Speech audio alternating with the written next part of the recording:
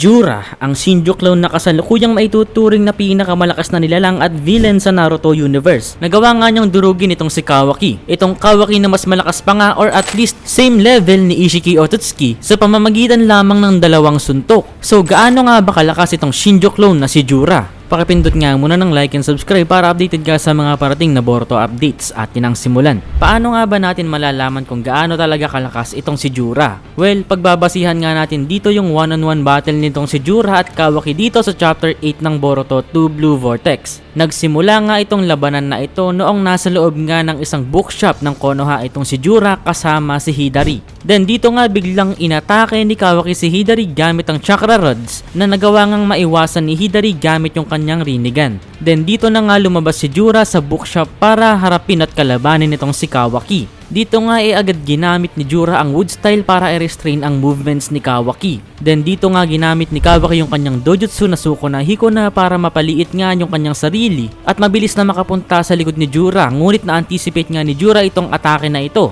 Then dito nga binira nitong si Jura itong si Kawaki na atake nga sana gamit yung kanyang morph na kanang braso. Ngunit nung sinuntok nga ito ni Jura, durug nga ito kaagad.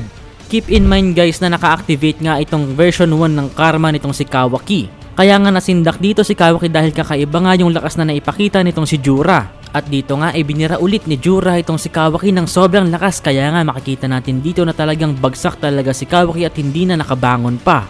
Parang nahimatay pa nga dito si Kawaki. So kung atin niyang tatansyahin itong time skip Kawaki nga na naka-activate ang Karma version 1 ay at least kasing level nitong awakened version ni Code. At itong si Code nga sa kasalukuyan ay may lakas nga na mas malakas pa kaysa kay Jigen. Kung matatandaan natin, yung Jigen na dumurog sa full-powered Naruto at Sasuke na may Kurama at Rinnegan. Ngunit itong si Jura nga guys nagawa lang durugin itong time skip Kawaki sa pamamagitan lamang ng dalawang suntok. So ibig sabihin guys, kahit i-activate pa nga ni Kawaki yung Karama na may sungay o yung version 2 na approximately nga ay magbibigay ng lakas kay Kawaki na kasing level nga mismo ni Ishiki Ototsuki. Yung Ishiki na kinalaban ng Baryon mode Naruto in the end matatalo pa rin siya nitong si Jura. Ibig sabihin guys, itong si Jura nga mas malakas pa nga kaysa sa pinagsamang Naruto at Sasuke. Mas malakas pa kaysa dito sa Limitless Code. Mas malakas pa kaysa sa Baryon mode at mas malakas pa nga kaysa kay Ishiki Ototsuki. Yan nga sa kasalukuyan ang power level nitong si Jura. At sa ngayon nga guys ang maaari lamang siguro na makatalo at may kakayahan na makipagsabayan dito kay Jura ng one-on-one